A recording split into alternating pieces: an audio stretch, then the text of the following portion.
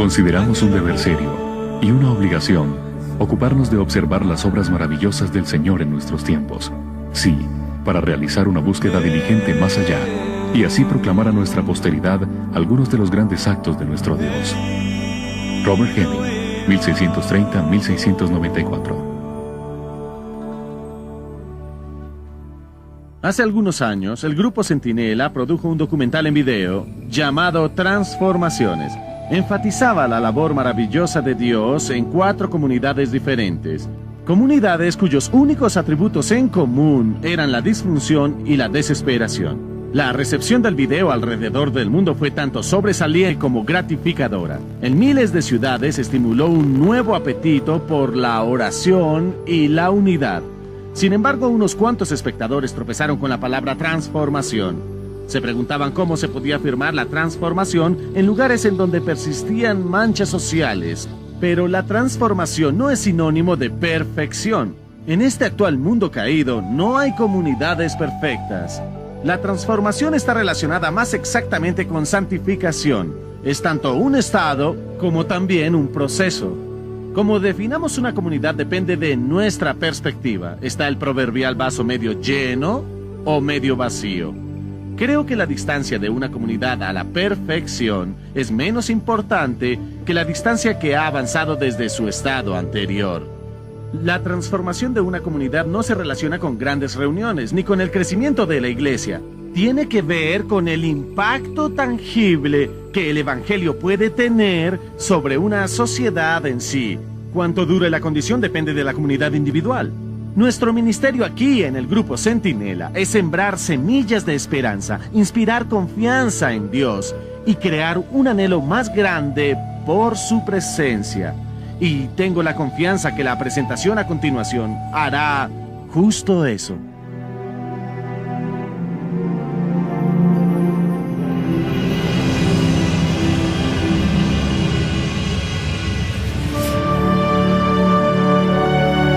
Transformaciones 2. La gloria se extiende.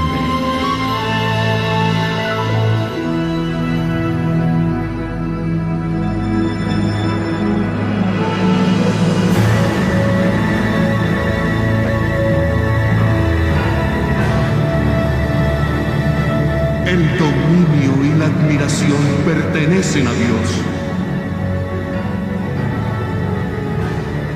El señorío y el temor están con Él. Él hace paz en sus alturas. ¿Tienen sus ejércitos número? ¿Sobre quién no está su luz? Job 25, 2,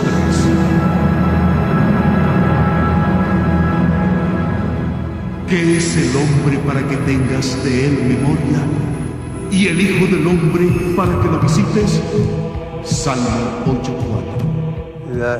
Su nombre era Anguatisuac. Esto sucedió hace mucho. No está escrito. Mi abuelo me lo dijo bajo las estrellas. Su nombre era Anguatisuac. Él era el líder espiritual de nuestro clan y ayudó a nuestro pueblo, el Inuit, a formar su pensamiento. Él nos dijo cuando llegó el momento para levantar nuestro campamento y seguir avanzando. Vivíamos en el norte de la gran isla, la que los anglos llaman Baffin. Cuando el cabello de Anguatisuac se tornó como la nieve, él escuchó acerca de Dios por un Inuk que había venido del sur. El Inuk habló de una nueva creencia, de alguien llamado Yesusi. Dijo que era el Hijo de Dios. Al principio Anguatisuac no comprendió lo que escuchó, pero sintió curiosidad, pues su trabajo era explicar los misterios espirituales al pueblo. Y fue entonces cuando las cosas ocultas comenzaron a moverse en su interior. Le llegó una visión. Viajó en una larga travesía para buscar la verdad. Durante mucho tiempo nada pudo hallar, pero un día encontró un lugar en donde la luz y la oscuridad se unían. Él no podía entrar en la luz o en la oscuridad, así que escaló en una brecha entre ellos. Él subió, subió y subió hasta que encontró una puerta, pero no podía entrar.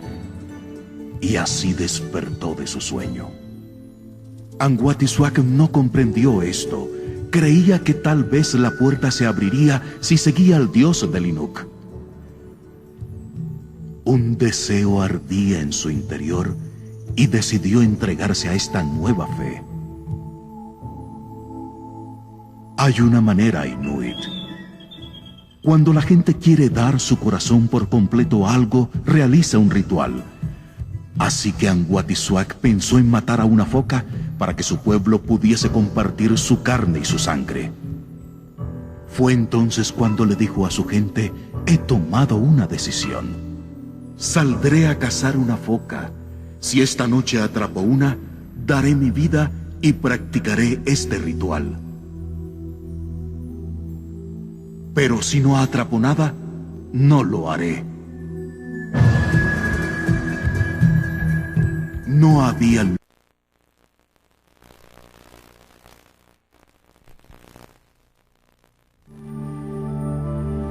Consideramos un deber serio y una obligación ocuparnos de observar las obras maravillosas del Señor en nuestros tiempos. Sí, para realizar una búsqueda diligente más allá y así proclamar a nuestra posteridad algunos de los grandes actos de nuestro Dios. Robert Heming, 1630-1694. Hace algunos años, el grupo Centinela produjo un documental en video llamado Transformaciones. Enfatizaba la labor maravillosa de Dios en 4 comunidades diferentes.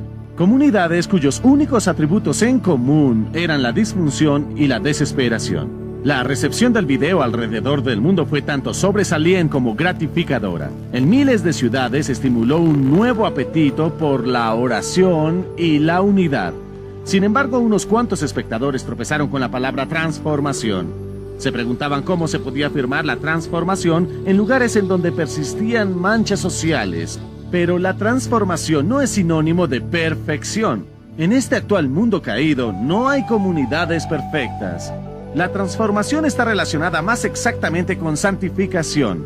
Es tanto un estado como también un proceso. Como definamos una comunidad depende de nuestra perspectiva. Está el proverbial vaso medio lleno o medio vacío. Creo que la distancia de una comunidad a la perfección es menos importante que la distancia que ha avanzado desde su estado anterior. La transformación de una comunidad no se relaciona con grandes reuniones ni con el crecimiento de la iglesia. Tiene que ver con el impacto tangible que el evangelio puede tener sobre una sociedad en sí. Cuánto dure la condición depende de la comunidad individual. Nuestro ministerio aquí en el grupo Centinela es sembrar semillas de esperanza, inspirar confianza en Dios y crear un anhelo más grande por su presencia. Y tengo la confianza que la presentación a continuación hará justo eso.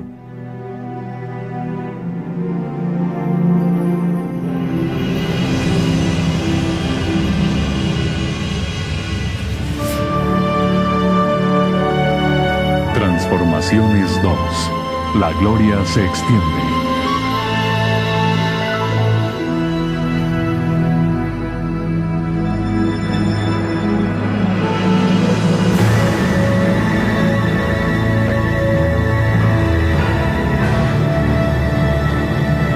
El dominio y la admiración pertenecen a Dios.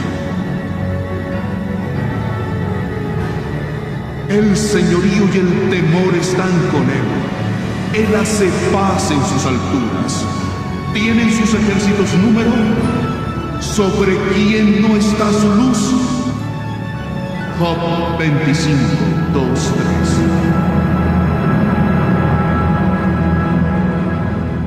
¿Qué es el hombre para que tengas de él memoria? ¿Y el hijo del hombre para que lo visites? Salmo 8:4.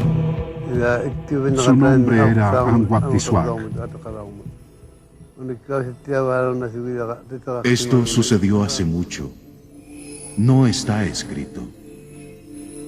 Mi abuelo me lo dijo bajo las estrellas. Su nombre era Anguatisuak. Él era el líder espiritual de nuestro clan y ayudó a nuestro pueblo, el Inuit, a formar su pensamiento. Él nos dijo cuando llegó el momento para levantar nuestro campamento y seguir avanzando. Vivíamos en el norte de la gran isla, la que los anglos llaman Baffin. Cuando el cabello de Anguatisuac se tornó como la nieve, él escuchó acerca de Dios por un Inuk que había venido del sur. El Inuk habló de una nueva creencia, de alguien llamado Yesusi. Dijo que era el Hijo de Dios. Al principio Anguatisuac no comprendió lo que escuchó, pero sintió curiosidad, pues su trabajo era explicar los misterios espirituales al pueblo. Y fue entonces cuando las cosas ocultas comenzaron a moverse en su interior. Le llegó una visión. Viajó en una larga travesía para buscar la verdad. Durante mucho tiempo nada pudo hallar, pero un día encontró un lugar en donde la luz y la oscuridad se unían. Él no podía entrar en la luz o en la oscuridad, así que escaló en una brecha entre ellos. Él subió, subió y subió hasta que encontró una puerta, pero no podía entrar. Y así despertó de su sueño. Anguatisuac no comprendió esto. Creía que tal vez la puerta se abriría si seguía al dios del Inuk.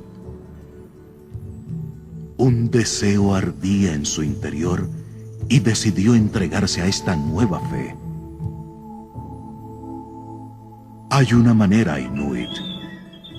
Cuando la gente quiere dar su corazón por completo a algo, realiza un ritual.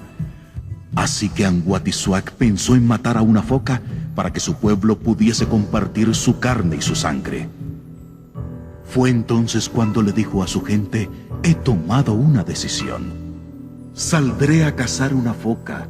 Si esta noche atrapo una, daré mi vida y practicaré este ritual. Pero si no atrapo nada, no lo haré. No había luna ni estrellas aquella noche, solo nubes pesadas. Así que Anguatisuac sabía que sería difícil encontrar una foca, pero él quería hacerlo. Salió al océano helado para buscar un hueco de foca. Aún en la oscuridad encontró uno, pero la foca no estaba allí. Tuvo que esperar. Hacía mucho frío, así que construyó una pequeña pared de hielo para protegerse del viento. Después se sentó y preparó su arpón para asestar a la foca. Cuando la foca no apareció, se durmió. Mientras Anguatisuac dormía, llegó el sueño de nuevo. Lo sintió cuando su cabeza se le hizo pesada y despertó. Cuando abrió sus ojos, miró por el hueco. Había algo diferente. Él se dio cuenta que podía ver su sombra, algo muy extraño en una noche de invierno y sin luna.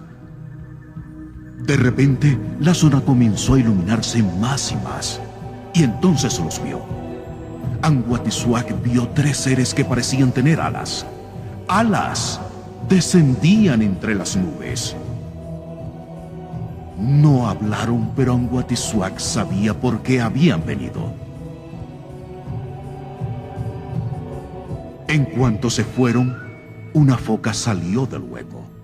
Anguatisuac le metió el arpón y la arrastró de vuelta al campamento. Todos dormían aún. Más tarde salieron de sus tiendas e iglúes y compartieron esa foca. Fue entonces cuando Anguatisuac y su gente comenzaron a seguir a Yesusi. Muchos años más tarde los visionarios vinieron y nos contaron la historia acerca de Dios y su Hijo, como está escrita en el gran libro. Y supimos que así era. Todos somos, Él es, yo soy, descendientes de Él. Cercano está el Señor a todos los que le invocan, a todos los que le invocan de veras. Salmo 145, 18. El Ártico Oriental de Canadá está dividido en dos regiones. Nunavut, el territorio de gobierno propio más reciente en el país, y Nunavik, tierra natal del pueblo inuit en el norte de Quebec. Unidas, las regiones incluyen más de 2.7 millones de kilómetros cuadrados. Sorprendentemente, este paisaje vasto y frígido está habitado por menos de 30.000 nativos. Durante cientos de años viajaron en clanes. No tenían voz colectiva. En estas latitudes, la tierra es tan fría que hasta los árboles se niegan a crecer. Pero es la aridez interna la que hace el verdadero daño. Durante décadas, los inuit han luchado por encontrar su identidad. Despojados de cualquier sentido de pertenencia y propósito, muchas comunidades han descendido hacia el abismo. Había este gran vacío. Tantos de esa generación se volcaron al alcohol. Perdieron su cultura y por eso hubo mucha vergüenza. Para esta ciudad todo era oscuro, oscuro, oscuro. Fue como una pesadilla. Fue muy terrible, muy terrible. Recuerdo cuando porque no teníamos esperanza. Este es Kanhisuhuac en Quebec del Norte y tenemos alrededor de unas 500 personas aquí. Annie Tertiluk ha vivido en la remota península Ungava de Quebec desde 1964. Como Annie y su esposo Mark saben demasiado bien, el alcohol se convirtió en un compañero problemático para muchos inuit. Éramos una de las peores parejas en la ciudad, porque éramos jóvenes y bebíamos. Cuando mi corazón latía muy rápido después de beber, yo podía escuchar que el diablo me esperaba. Creo que en esa época toda la comunidad bebía. Recuerdo que una vez toda la comunidad estaba ebria. Cuando recibíamos juntos nuestra bebida en la comunidad, se oía a la gente gritar. Perdí a mi hermano debido al alcohol. Gente gritando aquí. A muchos amigos. Gente peleando aquí. Destrozaba mi vida. Era muy malo. Oh, santo cielo, era terrible. No había leyes. El norte helado se parecía más al viejo oeste. Sin policía. La vida era peligrosa. No había reglas en la comunidad. Nuestra comunidad era en realidad un pueblo que no dormía debido al crimen que teníamos. Las mujeres y niños no tenían mucha protección. Había abusos contra las esposas y ataques domésticos. Mi esposo me golpeaba.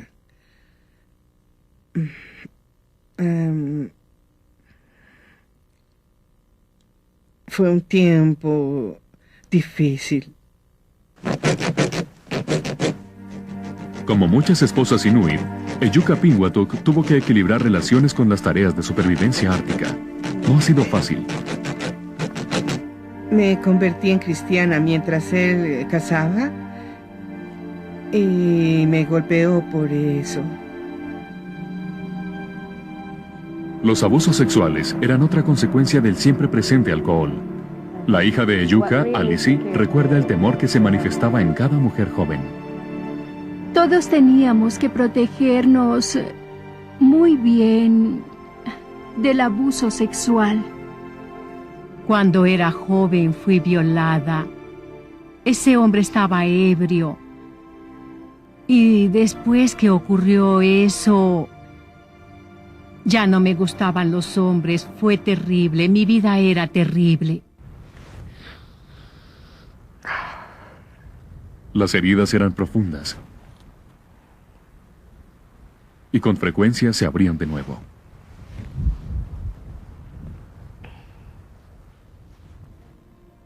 Nadie hablaba del abuso, o del dolor del corazón, o de las emociones. Cómo solía desear que alguien me hablara, pero nadie lo hizo. Para cubrir su dolor, muchas parejas jóvenes se volcaron hacia las drogas, alcohol y música de metal pesado. Otros sencillamente atravesaron la puerta sin retorno.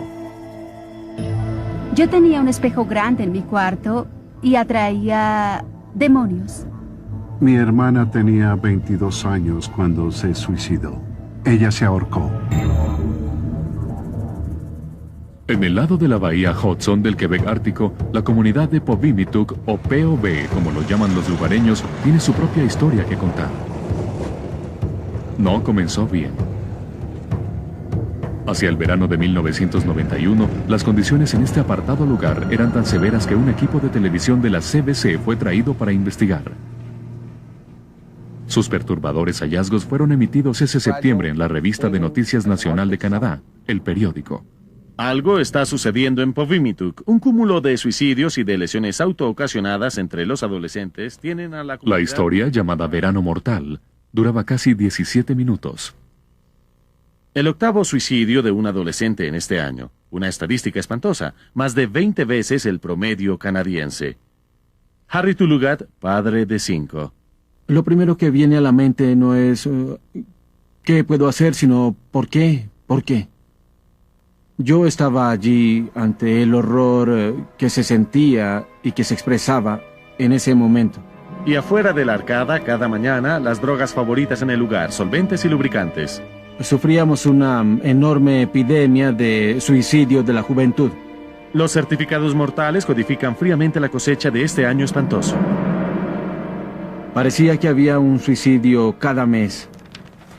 Después llegó la certeza de que muchos de nuestros hijos sufrían abuso sexual. Cada familia lo experimentaba, era la oscuridad total en ese instante. Y la escena en POV no era diferente a cualquier otra comunidad en el norte. Hasta la tierra volvió su espalda a sus habitantes. En muchas áreas del Ártico Oriental, los caribúes, peces y frutillas una vez abundantes comenzaron a desaparecer. Para un pueblo que ya vivía al borde, la situación era peligrosa. Todos estábamos deprimidos, estábamos perdidos de alguna manera. Parecía que nuestra comunidad estaba maldita.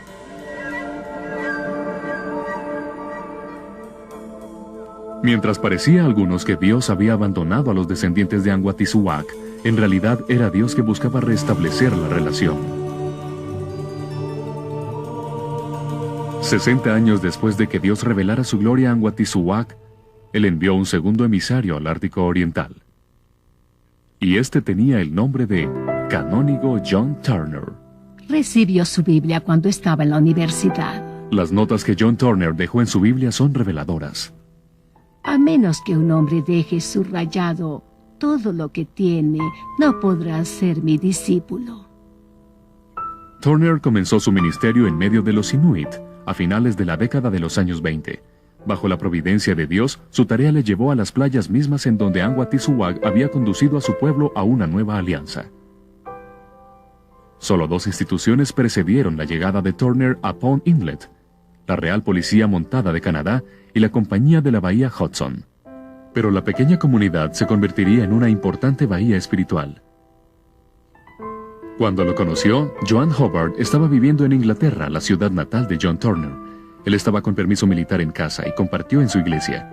Sus historias del Ártico eran fascinantes. Como joven estudiante de la Biblia, Joan admiraba a este hombre de Dios. Mi amigo dijo, creo que está interesado en ti. Yo dije, no es un misionero de mucha experiencia. Pero él estaba interesado. Él dijo, vendrías y me acompañarías en la vida allá, y yo dije sí. Sin embargo, los misioneros a bordo dijeron no. La vida en el Ártico era demasiado dura y no era lugar para una mujer. John regresó sin ella. Joan esperaría con fervor. Pasaron 3 años sin una sola carta proveniente del norte. Entonces, un día, un telegrama. Permiso otorgado.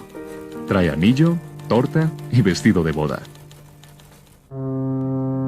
El viaje era peligroso. El mundo estaba en guerra. Los barcos alemanes patrullaban el Atlántico Norte. La última parte de la travesía de 2 meses fue a bordo de un vapor de suministros llamado Nascopi. La embarcación se detenía tan solo una vez cada año para descargar alimentos y correo. Era una larga travesía en medio de la nada, basada tan solo en un telegrama y mucha fe. Estaba un poco nerviosa porque pensé, supongamos que llegue y no me quiera en realidad. Entonces bajé al salón, dije, creo que me casaré con el primer hombre que suba a bordo. Y afortunadamente Jack vino en un pequeño bote y me encontró. Creo que todo salió bien.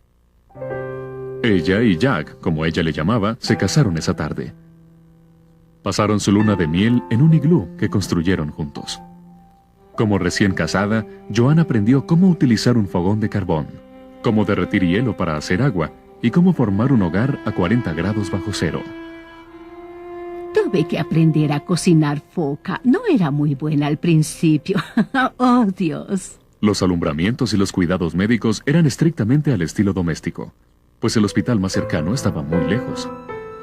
El amor de John Turner por los Inuit se ve con claridad en sus películas personales, y ese amor era recíproco. Aquí estaba un anglo quien vestía las formas del norte como una segunda piel. Los ancianos del lugar dicen que se hizo más Inuit que los Inuit. Aprendió el idioma y tradujo las escrituras. Enseñó en la escuela utilizando la Biblia como su texto. Más sorprendente que todo eran las épicas expediciones misioneras de John Turner. Viajando por trineo y con frecuencia solo, derramó la semilla espiritual a lo largo y ancho de una parroquia más grande que la mayoría de las naciones. Una travesía de 7 meses en el invierno de 1938 a 1939 que cubrió unos 4.500 kilómetros. La iglesia de Turner en Port Inlet fue la primera de su clase, un ministerio vibrante que continúa hasta hoy. Cada día era especial para ella, porque era la primera vez que ella sabía acerca de la Biblia y de la oración. Lydia era apenas una niña cuando el canónigo John Turner le enseñó el Evangelio. 50 años después, las preciosas verdades todavía aparecen en canciones.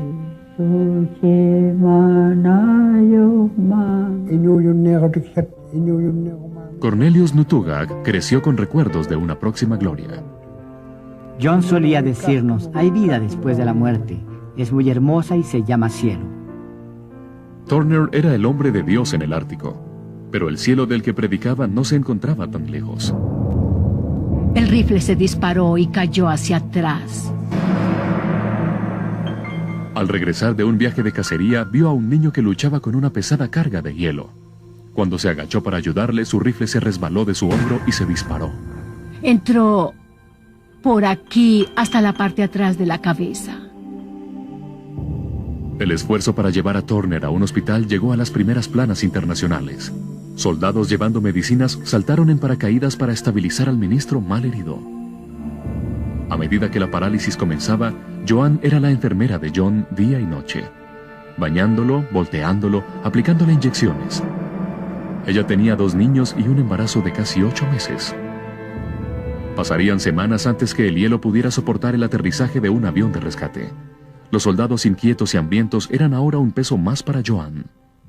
Llegué donde Jack y le dije, no puedo hacer esto más, estoy agotada. Creo que comencé a llorar y él dijo, bueno, son mis huéspedes, debemos hacer lo que podamos por ellos. Cuando John Turner no tenía nada más que dar, daba un poco más.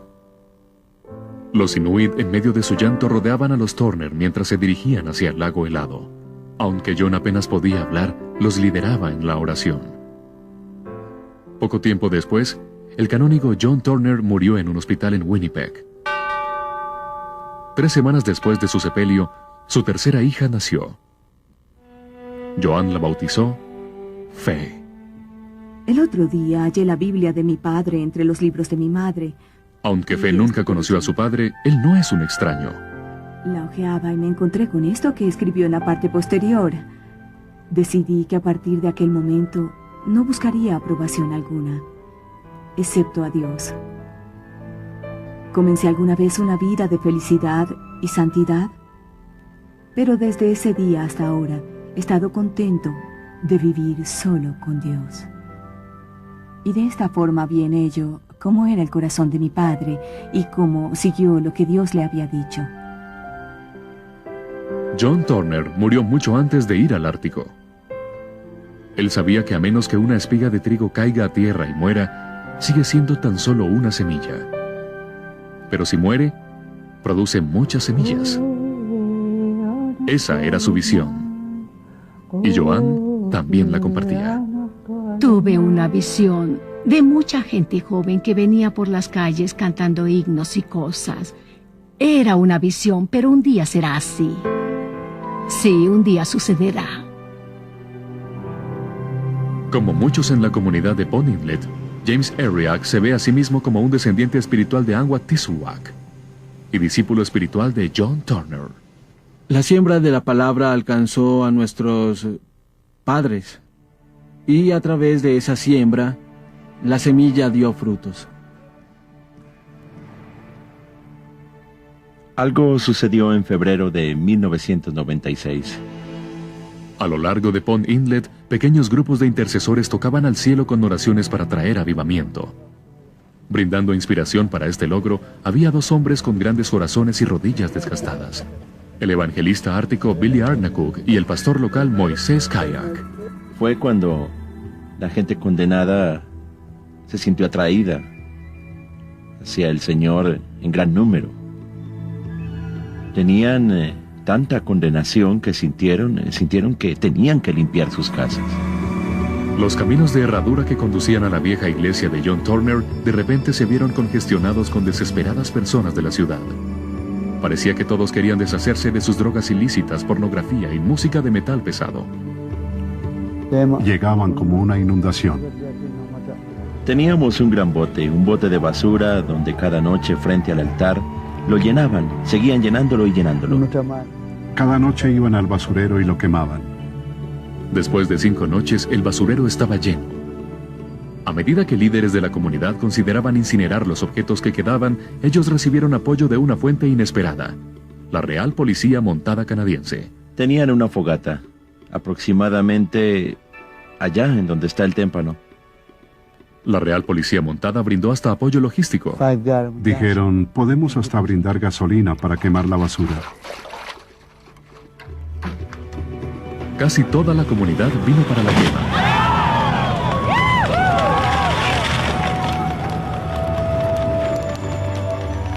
De acuerdo a la Real Policía Montada, el valor de los objetos ilícitos destruidos durante este evento fue sorprendentemente de $80,000 a $100,000. Fue un arrepentimiento profundo. El mismo Espíritu Santo hablaba a la gente. Toda la comunidad fue transformada por completo. El fuego que quedó después de esa importante ocasión dio calor a los corazones por muchos meses después, pero también esbozó un fuego todavía no encendido. Un fuego tan especial que se hablaría de él a medio mundo. Sucedió en mitad del invierno el 28 de febrero de 1999. Los creyentes se habían congregado durante una semana de reuniones de avivamiento en la iglesia anglicana. Hambrientos por Dios y atribulados por nuevos reportes de uso de drogas en la comunidad, decidieron agregar un servicio especial para la juventud el domingo por la tarde.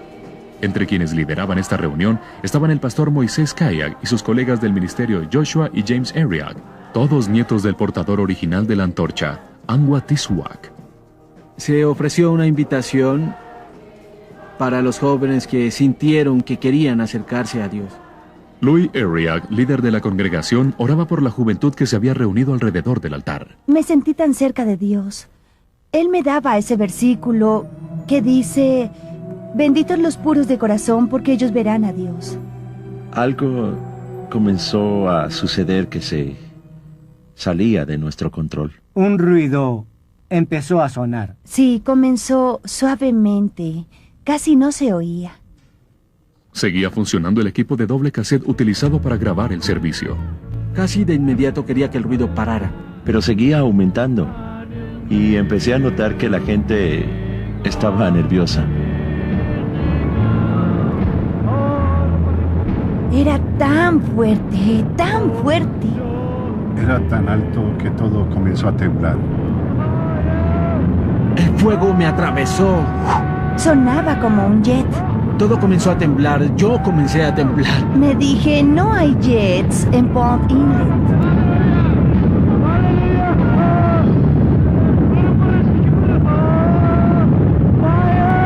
Por eso también se estremece mi corazón y salta de su lugar. Oíd atentamente el estrépito de su voz y el sonido que sale de su boca. Job 37,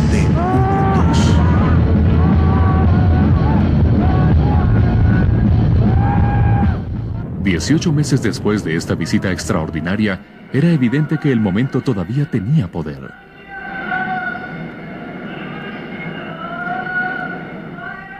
Cada vez que pensaba en ello, me sentía muy humilde.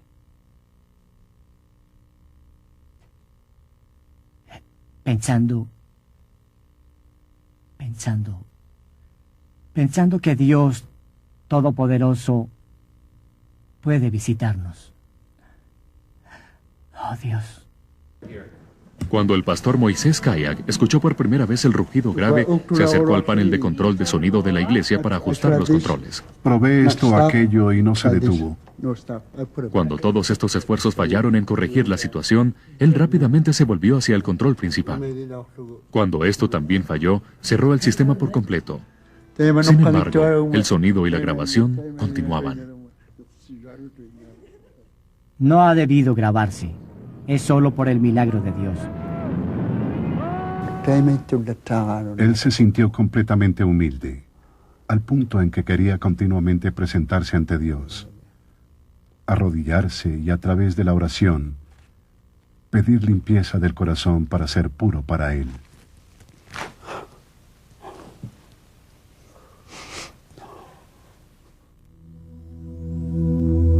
Este mismo Espíritu Santo que se derramó en Ponilet también ha estado visitando otras comunidades en el Ártico Oriental. Uno de ellos es el pequeño pueblo de Opaluk, situado en la bahía Ungaya en el nordeste de Quebec. Establecido en 1978, la comunidad pronto se dio a conocer como un lugar de dolor. Hubo muchas tragedias. Esta persona se suicidó, tenía unos 17 años. Hubo otra chica de 19 años, quien también se suicidó.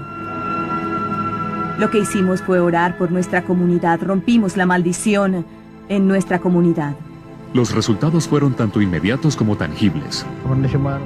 Veo que nuestra comunidad ha cambiado.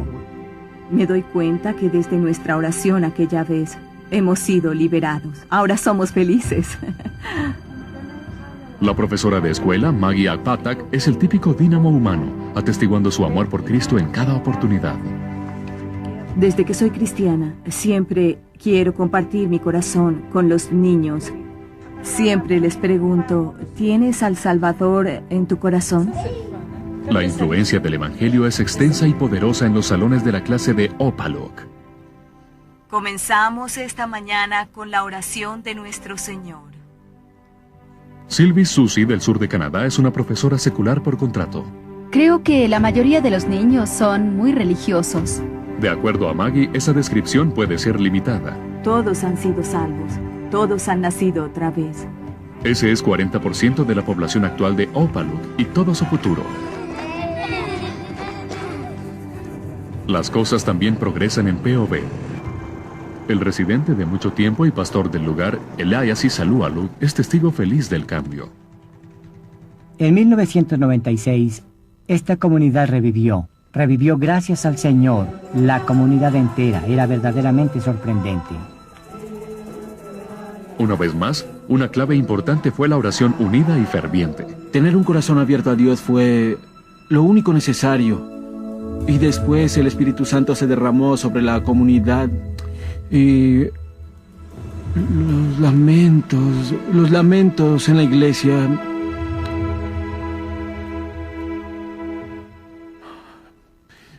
El dolor.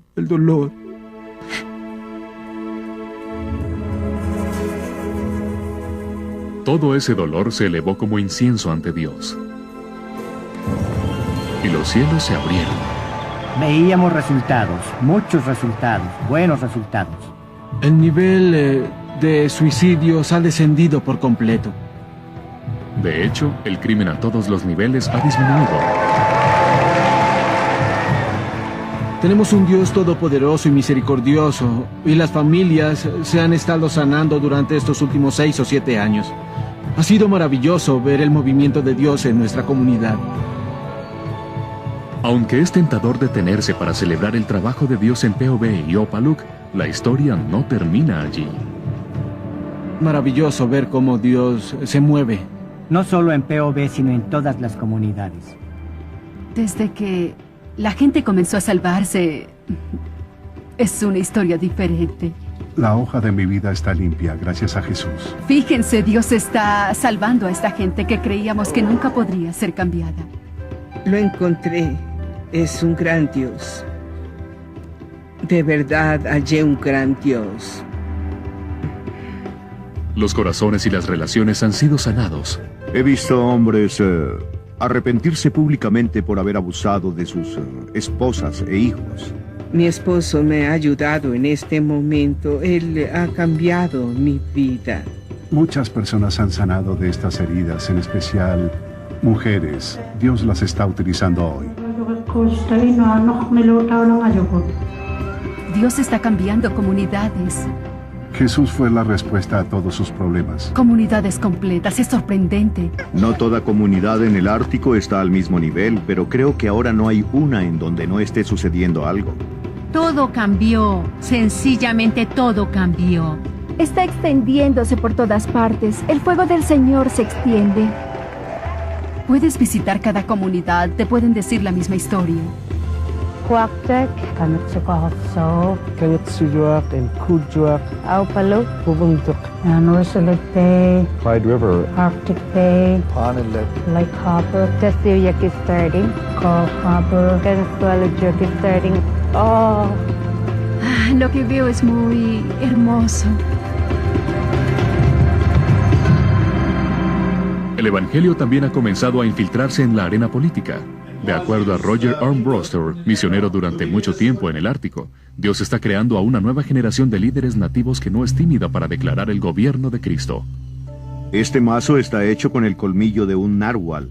Es el símbolo de la legislatura de Nunavut e ingresa a la legislatura cada vez que se reúnen para las negociaciones oficiales.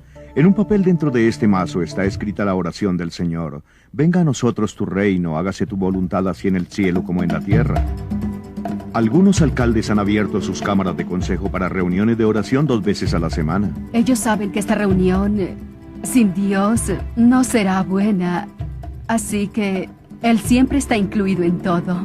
Como dice la Biblia, cuando los justos gobiernan, el pueblo se regocija. Dios ha tocado a la tierra misma. La tierra ha comenzado a producir y a ser productiva. Hace 20 años no habían caribúes y desde ese tiempo han regresado.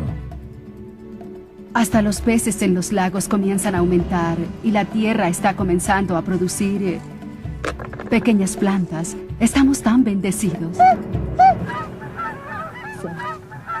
La esperanza que una vez invadió el corazón de un cazador solitario de focas, ahora es evidente en iglesias, salones de clases y cámaras de consejos a lo largo del Ártico Oriental.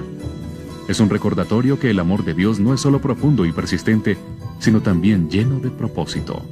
No es característico de Dios el tomar una parte de la tierra que el hombre desprecia diciendo, ¿qué valor puede tener esa tundra ártica helada?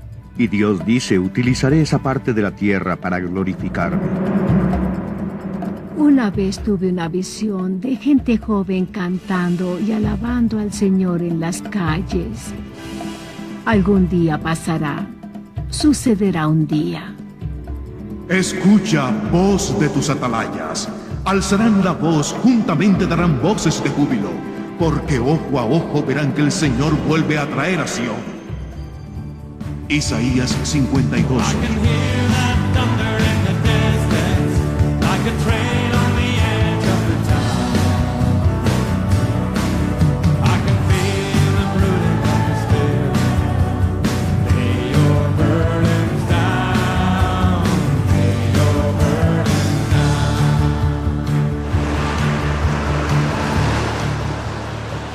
El avivamiento no es solo bíblico, se cree en el avivamiento porque es histórico. Dios lo ha hecho en la historia y como es comunal, cambia a las comunidades.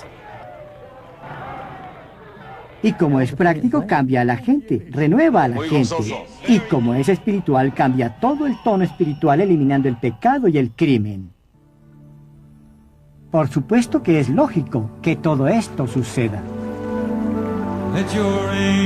Puesto que el avivamiento es histórico, hay lecciones, hay principios, hay verdades para ser recobrados. La transformación social a un nivel regional es inusual, pero no es una aberración. Como lo revela la historia, ocurrirá cuando quiera y donde quiera que se le dé espacio al Espíritu de Dios. Al igual que el Ártico, las lejanas Hébrides de Escocia resuenan con historias de lo sobrenatural. Y al igual que en el lejano norte, esta armada rocosa y azotada por el viento parece un lugar poco probable para ser visitada por Dios. Sin embargo, los cielos se han proyectado sobre esta antigua tierra con una regularidad sorprendente. Estas visitaciones han sido llamadas avivamientos, pero son diferentes a cualquiera que alguno de nosotros haya experimentado. Los anales de la historia registran reuniones de 9.000 personas, pero eso es difícil de asimilar, pues solo habían 12.000 habitantes en la isla. En 1949, la presencia de Dios descendió una vez más, esta vez en la parroquia de Barbas. El alivio era plenamente necesario, pero no llegó fácilmente. El orgullo religioso y el legalismo habían creado divisiones profundas dentro de la iglesia. Algunos clérigos se negaban a creer que Dios pudiera hacer un trabajo grande y que Él mismo no comenzara con ellos. Cuando el alivio llegó, ellos se opusieron amargamente a Él. Hubo enorme oposición de parte de la denominación más grande en la isla. Mary Peckham era una adolescente cuando se inició el avivamiento, pero todavía puede recordar la frescura espiritual que lo precedió. La temperatura espiritual en la isla antes del avivamiento era religiosa, pero ciertamente no animada. Era un invierno espiritual. No todos estaban dispuestos a aceptarlo. El avivamiento es algo que, cuando se ha experimentado, siempre se quiere ver de nuevo. Donald John Smith, piadoso asistente de un almacén y convertido durante la época del avivamiento, recuerda cómo los intercesores del lugar comenzaron a trabajar. Las personas oraban todo el tiempo por este avivamiento. Oraban en los graneros.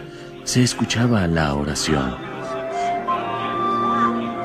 Entre los más fervientes de estos guerreros de la oración se encontraban dos hermanas de mayor edad, una de ellas casi ciega. Oraban varias veces a la semana por el avivamiento, con frecuencia tarde en la noche. Estaban absortas con la promesa de Isaías 44.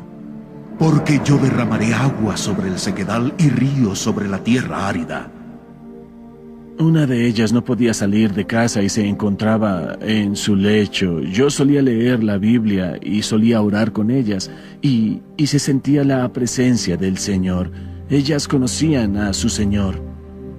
Retados por la fe de estas piadosas mujeres, 7 líderes de la iglesia se reunieron para orar en un granero cercano. Durante meses le rogaron a Dios que alimentara un apetito mayor por su presencia. Ese fue el momento que definió los comienzos del avivamiento. Era a mediados del año 1949. A medida que los ancianos continuaban su trabajo en el granero, comenzaron a percatarse de luces en graneros y granjas cercanas encendidas hasta tarde en la noche. Algunas nunca se apagaban. El apetito de las personas por Dios había superado su deseo de dormir. Los ancianos se dieron cuenta que sus oraciones habían sido respondidas. Era una comunidad que oraba. Sus rostros con lágrimas. Había tal expectativa, tanto deseo. Sus oraciones eran de penuria, oraciones de dolor.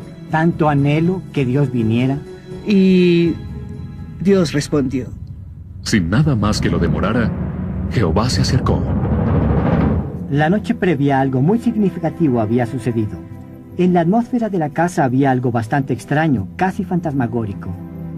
Sentimos este poder y después hasta los platos estaban temblando. Era como si el Señor hubiese descendido con un viento poderoso. La casa tembló con el poder de la oración y la presencia del Señor. Y la gente temía porque este era un suceso sobrenatural. La gloria Shekinah de Dios descendió sobre la comunidad. Una luz tangible, sobrenatural, rondaba alrededor de muchas de las granjas. Las luces se encendían en las casas. El glorioso Señor brillaba en los alrededores. Todos estaban sorprendidos, no decían nada. ¿Qué podían decir? Estad quietos y conoced que soy yo, Dios. Es todo lo que dijimos. Alrededor de las 4 de la mañana, una muchedumbre de varios centenares de personas se reunió afuera de la estación de policía de la comunidad. Muchas personas habían viajado desde aldeas vecinas atraídas por un poder. Caminando en la vía principal, rogaban a Dios en voz alta que tuviera misericordia de ellas. Se tendían sobre el camino para que Dios se apiadara de ellas. Era como si nos encontráramos en la eternidad. Temas eternos, las cosas eternas eran muy, muy reales. Una figura clave en el avivamiento que se desarrolló fue el reverendo Duncan Campbell, un predicador fogoso de la Iglesia Libre Unida. Se lanzaba arriba y abajo del púlpito, el sudor resbalando sobre su rostro. Oh, mi querido pueblo, escucha. El secreto del Señor lo guarda quien le teme. Las salas de reunión estaban llenas. Igual número de incrédulos vino. Muchos venían de todas partes de la isla. La iglesia estaba colmada. Las personas se sentaban en las ventanas. Y tantos afuera. Oh, sí, muchos afuera. Puedes hacer a una comunidad consciente de las cruzadas, decía el fogoso avivador. Pero solo Dios puede hacer a una comunidad consciente de Dios. Verás que la presencia de Dios pone el programa en vuelo. No un evangelista, ni un esfuerzo especial, nada organizado sobre las bases del esfuerzo humano, pero sí la conciencia de Dios, que ha atrapado a toda la comunidad. Pronto el movimiento del Espíritu de Dios se sintió en otras islas, incluyendo Harris, Bernera y Tiree. Pero el avivamiento de Lewis del Norte fue el que Jean Blanchard mejor recuerda. El año fue 1957. Hubo una conciencia del poder de Dios que trabajaba a través de la isla. Cada noche se salvaban personas, se transformaban vidas. Solo podíamos decir Dios descendió. A medida que las noticias del avivamiento se diseminaban, varios reporteros llegaron a la isla para el tiempo de Navidad. Al llegar a su hotel, eran escoltados rápidamente al bar por el propietario. Decían, miren, todo este alcohol está aquí. Explicó que la gente no venía, iban a las reuniones. Las reuniones de avivamiento arruinaron sus ventas. Se escuchaban quejas similares alrededor de la isla. El estilo de vida cambió, no hay duda de eso. Las tabernas de la aldea desaparecieron gradualmente, una a una. Con el poder del avivamiento, se afectó a toda la comunidad. No se podía ser indiferente a lo que sucedía. Era como si hubiese un dosel de conciencia de Dios sobre la isla. Hubo una transformación completa y la gente en el mundo lo sabía. Dios había llegado. Esa era la respuesta. Habiendo observado el deseo de Dios de transformar territorios y culturas discretas, solo quedaba una pregunta. ¿Puede esto suceder a nivel nacional? ¿Hay alguna evidencia de Dios trabajando en un Estado moderno? ¿Una nación soberana? Uganda, la nación de África del Este, parece un sitio poco probable para buscar respuestas. Plagada por fiebres demoníacas, la que una vez fue la perla de África, ha pasado décadas en un profundo coma espiritual. Hasta su nombre se ha hecho sinónimo de muerte, como lugar de cultivo del SIDA y la casa personal de horrores de Idi Amin. Creo que Uganda ha sido un país de dolor. Ha sido un país que ha pasado de un golpe militar a otro igual. Sé lo que significa vivir con miedo. El pastor John Mulindi era un adolescente cuando el horror comenzó. Las personas eran asesinadas por miles, masacres, aldeas completas eran masacradas. Y algunas veces no se sabía con exactitud quiénes eran los asesinos. Quienes escuchan con atención las vívidas narraciones de John Mulindi pueden sentir horror. Su cadáver permaneció allí 2 días. O hasta llorar. Y el bebé se había sacado del seno de su madre muerta.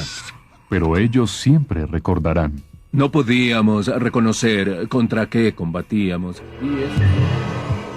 La historia de Uganda, como la de muchas naciones africanas, está llena con prácticas mágicas y rituales secretos. Fetiches conocidos como mayembe estaban en todas partes. Y se sabe que los reyes, aún hasta los días de Idi Amin, ofrecían sacrificios humanos. Los africanos son gente de pacto, si puedo decirlo así. Muchos de nuestros pactos son con el diablo. La historia nos dice que nuestros ancestros adoraban a otros dioses, no al de Abraham. Para Uganda, las consecuencias de esta idolatría han sido una larga temporada de temor y dolor. Lo que conocí de Idi Amin era una figura poderosa que imponía su poder y deseaba que su presencia se sintiera por doquier. El periodista Bart Kokusa creció bajo la sombra del infame tirano de Uganda. Como muchos de sus conciudadanos, se sintió optimista cuando el derrocamiento de Amin condujo al retorno del antiguo presidente Milton Obote. Creyeron que tal vez Obote sería mejor que Idi Amin, pero no lo fue. Habían fuerzas tenebrosas que estaban destrozando a esta nación, detrás de esas personas que usted ve. En esos días era común encontrar cadáveres yaciendo al lado de los caminos. A veces las personas iban a cerciorarse si era alguien que conocían, un ser querido, sino sencillamente continuaban. Y no solo los soldados mataban. Nací para morir. El pastor Jackson Senyonga tenía tan solo 3 meses de edad cuando su madre lo arrojó en la basura. Y mi abuela me recogió. Pensando que moriría en cuestión de días, una tía accedió a cuidarlo. Pero el niño vivió, aun si tan solo para revivir el dolor. Mi padre fue asesinado en el 79 durante Idi Amin. Y en el funeral fue cuando vi el rostro de mi madre en una foto. Nunca una carta, nunca una foto, nada. Y yo ya era un adolescente. Tristemente, el padre de Jackson era parte de una epidemia nacional. Cuando pasa un día, 2 días, sin que tus seres amados vuelvan, piensas que quizás están muertos. Así que el primer lugar al que se debe ir sería el bosque Namanje. Era un bosque de muerte. Se podía sentir el espíritu de la muerte en él, el peso de la muerte. Las reuniones de oración se hicieron secretas. Los pastores circulaban hasta en 10 grupos por día. Siempre con gran peligro y con frecuencia llegando a su casa a las horas de la madrugada. Los soldados tenían el poder de hacer lo que quisieran. Había retenes y me detuvieron en ellos muchas veces. Nunca se sabía cómo saldrías de ellos. En una ocasión se le pidió a una madre viajando con un bebé los documentos de identidad del bebé. Y claro, los bebés no tienen documentos de identidad. Así que le arrebataron el bebé, lo arrojaron al aire. El soldado sacó un cuchillo y el bebé cayó justo sobre este cuchillo. Hacia 1984, empezaron a matar a los hombres de la iglesia. Comenzaron a matar a los pastores. El pastor Jotham Mutebi estaba en medio de un sermón cuando los soldados de Amin entraron a su iglesia disparando sus armas. Mientras las balas volaban por el santuario, varias ancianas se pusieron de pie y llegaron hasta el altar. Cuando las vi, pensé que esas personas estaban tan desesperadas que necesitaban ser reconfortadas. Así que elevé mis brazos y oré sobre ellas. Pero después me enteré que la razón por la que vinieron era porque querían morir conmigo, su pastor. Por otro lado, el pastor Mutebi y sus parroquianos fueron arrojados en camiones robados y llevados al temido centro Nakasero. A unos metros de donde nos encontrábamos, me encontraba la oficina de investigación del estado Nakasero. Eran las cámaras de tortura. El sadismo y violencia eran insoportables. Podían meter hasta 60 personas en un cuarto que medía 3 metros por 3 metros, y lo llenaban tanto que una persona podía morir y mantenerse erguida, sostenida por los cuerpos de la gente con vida. No había investigaciones, las cosas sucedían, y ese era el fin de todo. Parecía que todo el mundo le había dado la espalda a los horrores en Uganda. Los hombres nos han abandonado. Millones murieron. Los cuerpos atascaban la represa de las cataratas de Owen y las riberas del cercano lago Victoria. Debemos arrepentirnos por nuestros pecados del pasado. Deshonramos a nuestro país. No somos mejores que Caín. Esta ansia de matar cobró su precio en la economía y en la infraestructura de la nación. Las fábricas quebraron, los bienes comerciales esenciales escasearon y casi desaparecieron. No se conseguía jabón, no se conseguía nada. La ciudad estaba sucia y casi todos los edificios se dañaron. La moral de la gente estaba tan lesionada que no se podía conseguir que se hiciera nada sin tener que pagar por ello. Y cuando parecía que las cosas no podrían empeorar, lo hicieron. Esta vez las noticias fueron entregadas por la Organización Mundial de la Salud. Se predijo que para 1997 el SIDA sería tan común en Uganda que 1/3 de la población habría muerto. El doctor Patrobas Mufubenga es un médico eminente que trabaja con el Instituto Nacional de Salud de Uganda. En ese tiempo todos estábamos desesperados por la pérdida de nuestros seres queridos. Uganda ha estado clamando a Dios, como la voz que se escuchó en Ramah, mujeres llorando por sus hijos.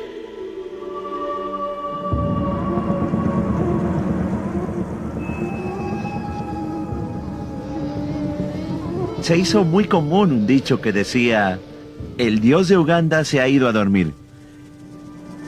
En medio de la noche, este anciano se puso de pie y apuntó con su bastón a los pastores y dijo: ¿en dónde está el Dios del que predican? El Dios del poder, el que responde las oraciones.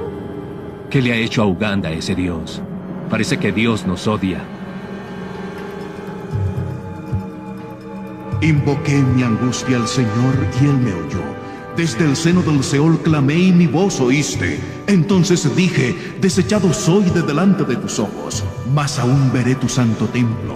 Cuando mi alma desfallecía en mí, me acordé del Señor y mi oración llegó hasta ti en tu santo templo. Y comenzaron a orar día y noche, día y noche, día y noche. Y vino a través de mucho llanto, de mucha espera. Hubo momentos en que tuvieron que ir a los pantanos y permanecer en el agua, ocultos entre las cañas de papiros. Pasaban allí todo el día y tal vez salían en la noche. Entonces se reunían y todos oraban. Era una oración profunda y desgarradora.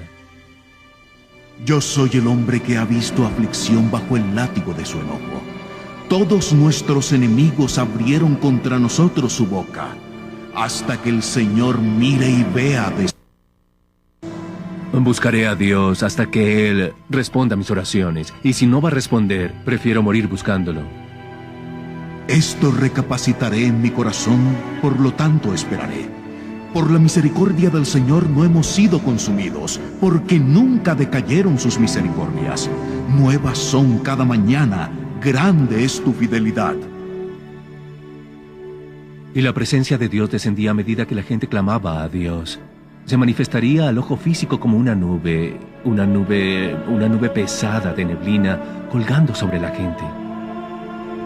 Cuando entrabas a una reunión eras atrapado por ella y sabías que entrabas a algo que es tangible.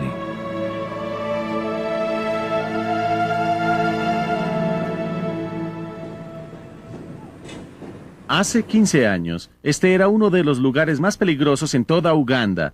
Esta comunidad era conocida como el Beirut de Kampala, porque bajo el régimen de Milton Obote, soldados indisciplinados utilizaban las casas y almacenes en esta zona como práctica de blanco.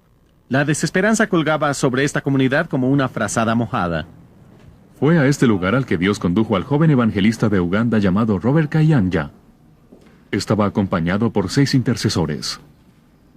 Este es nuestro muro de lamentaciones en donde... Además de enfrentar a soldados desenfrenados, el equipo de Robert también fue enfrentado por un poderoso doctor brujo llamado Musoki. Había una especie de temor que caminaba con este hombre. Después de ser amenazados con la muerte, los intercesores clamaron a Dios. A los pocos días, Musoki era quien estaba muerto. Después de la muerte de este famoso brujo Musoki, comenzamos a ver cómo los cielos se abrían. La pequeña congregación de Kayanja se convirtió en una vasta multitud. La Catedral Centro del Milagro ahora sienta a 10,000 personas, y la hermandad ha dado vida a 600 congregaciones filiales. Uganda, que había sido descartada por muchos países, cuya economía se había colapsado, que no tenía voz alguna y cuyo pueblo se avergonzaba de ser llamado ugandés, comenzó a dar un giro total. Y el proceso de sanidad comenzó. No es de sorprender que esto sea un cambio propiciado por la oración. Así que las iglesias comenzaron a orar por zonas. Son como las abejas. Durante la noche se puede escuchar abejas. Bzzz. Cada comunidad ora. Cada zona ora. Y yo siento que ellos saben que el enemigo debe encontrar otra ciudad, pero no Kampala. La unidad es otra marca del presente avivamiento. La labor que Dios ha hecho en esta tierra no puede ser reclamada por cualquier individuo, o cualquier iglesia, o cualquier ministerio. Reuniones de pastores de la ciudad son comunes. Dios nos llama a que nos reunamos, a que oremos juntos, a alabarlo juntos. En verdad está sucediendo que Dios está uniendo a nuestras iglesias. Para hablar entre nosotros, para apreciarnos mutuamente. Lo que trato de hacer es ir con personas que en verdad aman a Jesús, que predican la palabra de Dios. Algunas veces me encuentran en iglesias pentecostales. Yo casi no voy allí. El cuerpo de Cristo se une. Estoy sobrecogido. El avivamiento en que estamos ahora es para todos. La unidad no es algo por lo que oramos, sino algo por lo que agradecemos a Dios. Aún el reporte severo de la Organización Mundial de la Salud no estremeció la confianza de los creyentes en Dios. Hemos visto la curación del virus del SIDA y los doctores dicen, wow, no puedo explicar esto, pero debe haber un Dios allá, en alguna parte. Tenía dolores de pecho, tenía urticaria en la piel. Comencé a vomitar. Estos eran casos terminales. Perdí el apetito. No podía comer.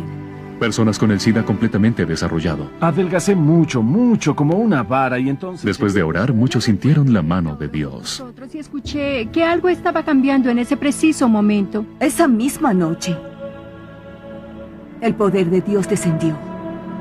Y yo lo sentí. No es de sorprender que estas curaciones generaron un escepticismo muy serio en el personal médico. Ellos me decían, ¿por qué te has molestado en venir? Tu estado y tu apariencia muestra que tú eres una víctima. Y yo no. Pero con el tiempo, este escepticismo se tornó en sorpresa. Mi doctor me miró. Estaba sorprendido y dijo, ¿sigues viva? Me examinaron, pero no encontraron SIDA. Leyeron mi nombre, Ruth Migagua, VIH negativo. Y me dijeron, eres un VIH negativo, no reactivo, no hay virus en tu cuerpo. Entonces los demás síntomas comenzaron a desaparecer uno a uno. Dios me sanó totalmente. Era un refrán que se escucha miles de veces a lo largo de Uganda. Mientras les hablo en este momento, he tenido experiencia con más de 372 pacientes de SIDA que han sido curados. Uganda ha sido registrado como uno de los primeros países en ver una disminución en el VIH. Creemos que se debe a nuestra oración y creemos que es debido al amor y la gracia de Dios. También se debe a que Uganda ha promocionado la abstinencia y la fidelidad como armas primarias en contra del SIDA.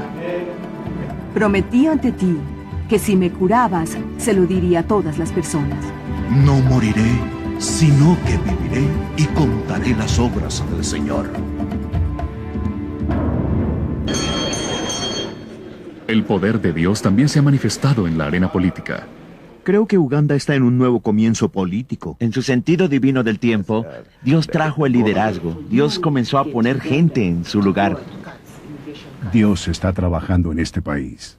Paul Etienne ha ocupado casi cada posición en el gobierno de Uganda, incluyendo la de primer ministro. El Señor siempre ha estado conmigo. Pero es el Señor quien hace el carácter. Él es el que... Beatrice Bayanka es miembro del Parlamento del Distrito Hoima. Así que quiero ser más firme en todo lo que hago para que la luz vuelva a brillar. Ellos esperan que nosotros reflejemos a Cristo totalmente. Stephen Onyu es el comisionado de policía de la nación. Soy uno de esos que creen que Dios debe hablarme, en especial en el tipo de trabajo que tengo. En un número de ocasiones, Onyu ha visto a Dios mitigar manifestaciones violentas en respuesta a la oración. Y creo por mi experiencia personal, hijos de Dios, que si continuamos en la oración, no hay nada imposible. Yo he llevado mi fe hasta el nivel gubernamental. Cecilia Eitim Ogwal es la fogosa líder de la oposición en el Parlamento de Uganda. Yo soy una embajadora de Cristo y no me avergüenza dar testimonio de eso a donde sea. A medida que veíamos cambiar el gobierno y la atmósfera espiritual, ¿saben qué sentimos? Que el Dios de Uganda no se había ido a dormir. El Evangelio introdujo nuevos cambios, inclusive hasta en la estructura del gobierno.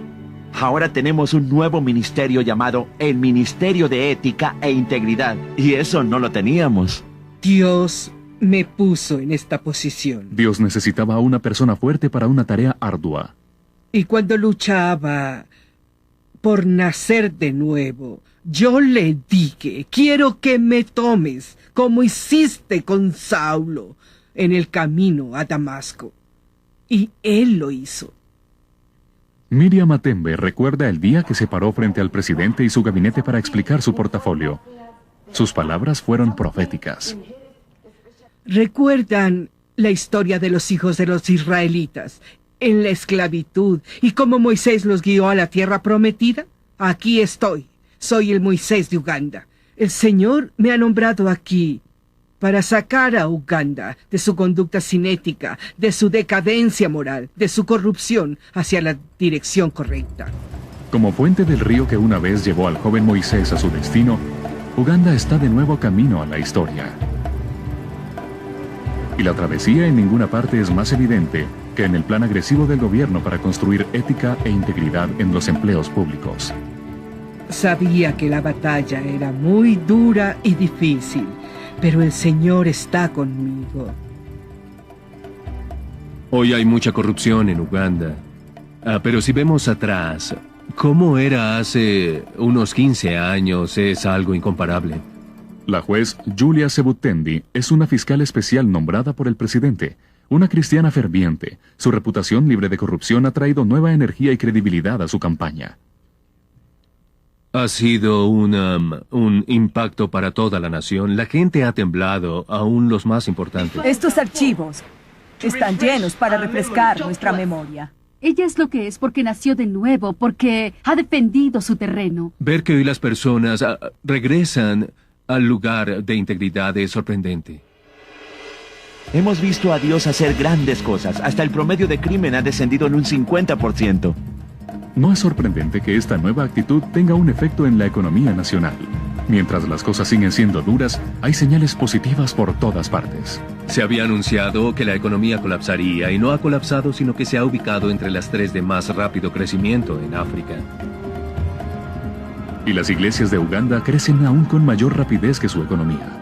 Y pasamos de 7 personas a 2,000 personas en tan solo 2 semanas. Nada mal para un joven que una vez fue arrojado a la basura. Hoy es sorprendente. Hemos tenido 5 servicios el domingo en la mañana y nuestro promedio es de 20,000 personas. Y hoy les digo, nuestra iglesia no es la única iglesia que Dios hace crecer. Hay avivamiento. En nuestras iglesias hay avivamiento. Eso es lo importante. Cada día en Uganda se inicia una nueva iglesia o un ministerio. Una vez que nos hayamos liberado del pecado de nuestro pasado, entonces debemos enfocarnos en el propósito de Dios.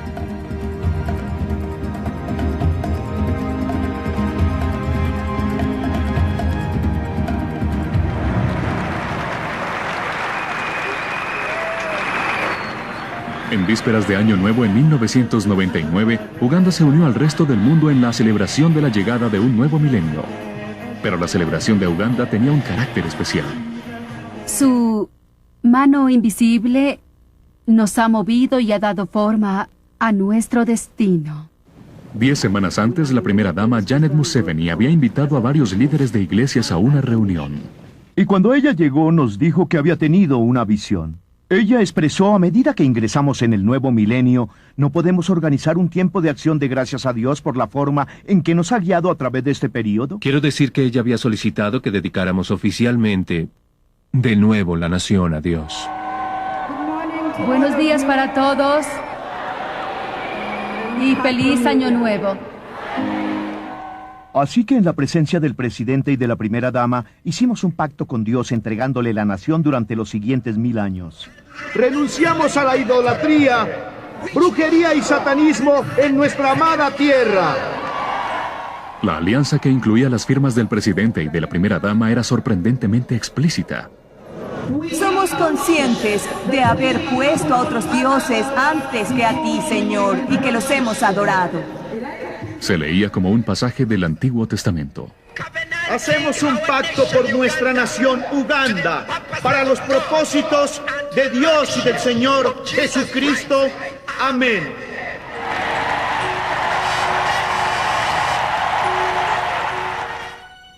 Entonces el rey mandó reunir con él a todos los ancianos de Judá y de Jerusalén. Y poniéndose el rey en pie junto a la columna, hizo pacto delante del Señor. Desde el principio al fin, era solo Dios. Que la vergüenza cubra mi rostro, Señor mi Dios. Vergüenza y reproche. Que el Señor cubra mis manos.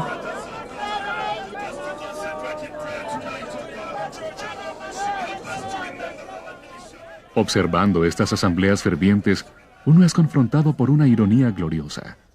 Dictadores trataron una vez de destruir la fe de la nación, evitando que la gente entrara a las iglesias. Los edictos y candados tan solo sirvieron para recordar a los creyentes que la iglesia nada tiene que ver con edificios. Cuando la fe de Uganda salió al aire libre, a los estadios de fútbol, a bancos, hoteles, hasta a las oficinas parlamentarias, esta floreció. Jesús está a la diestra diciéndole al Padre, Padre, estoy listo para Uganda. Y Uganda, que una vez solía ser la perla de África, ahora estaba lista para brillar de nuevo. Es sorprendente para personas que vivieron en ese momento ver lo que está pasando ahora. La vida ha llegado. Hay un nuevo rey que reina sobre la nación de Uganda. Uganda como nación está lista para Dios. Es sorprendente. En verdad es un milagro. Nadie puede negarlo. No hubiera sido posible de no ser por el Señor.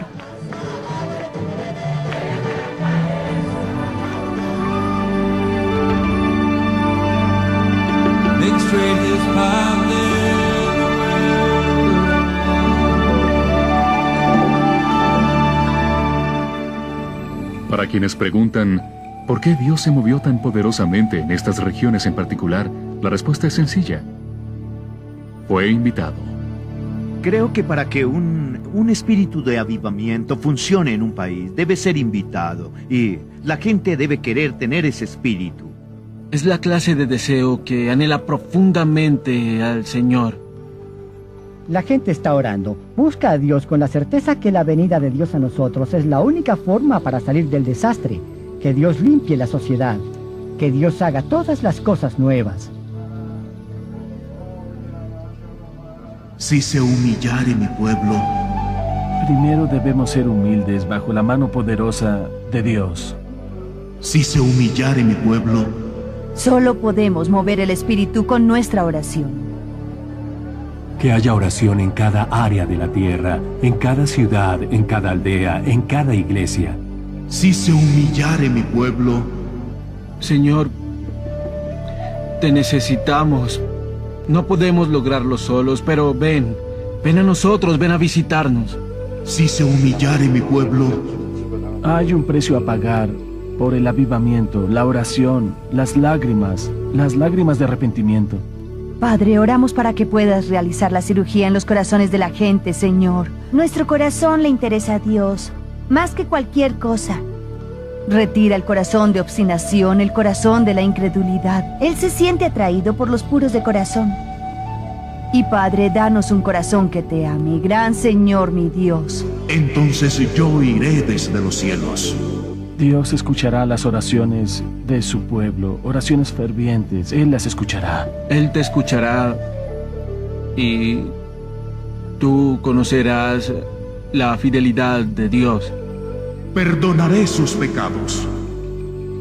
Desde que conocimos a Jesús personalmente, Dios hace una gran diferencia. Ahora tenemos esperanza. Sanaré su tierra. Han ocurrido milagros y creemos que Uganda nunca volverá a ser la misma. Dios es tan bueno. He visto realmente la transformación de esta comunidad por el poder de Dios. Habrá un momento cuando todo el mundo experimentará naciones que llegan a la madurez. Naciones que llegan a la realización de sus propósitos. Esa época está tan cerca.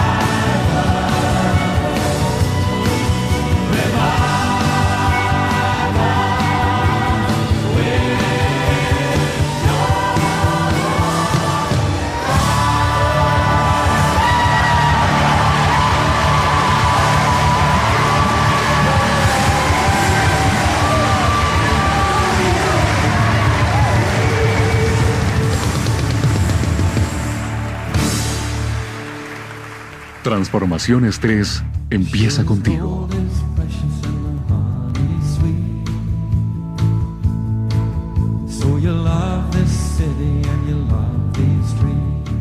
Dios prometió en su palabra que en estos últimos días Él derramará de su espíritu sobre toda carne.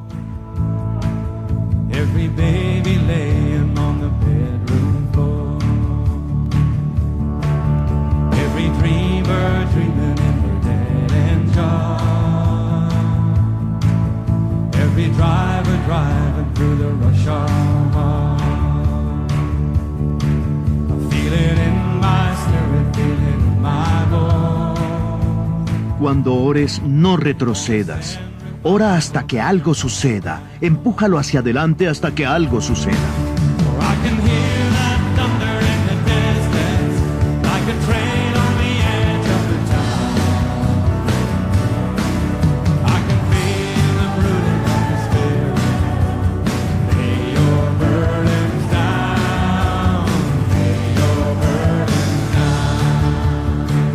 El mensaje es: no duermas. Levántate y eleva el nivel de la oración en la tierra. Presiona hasta el final. El avivamiento es algo que, cuando lo has experimentado, siempre quieres volver a verlo.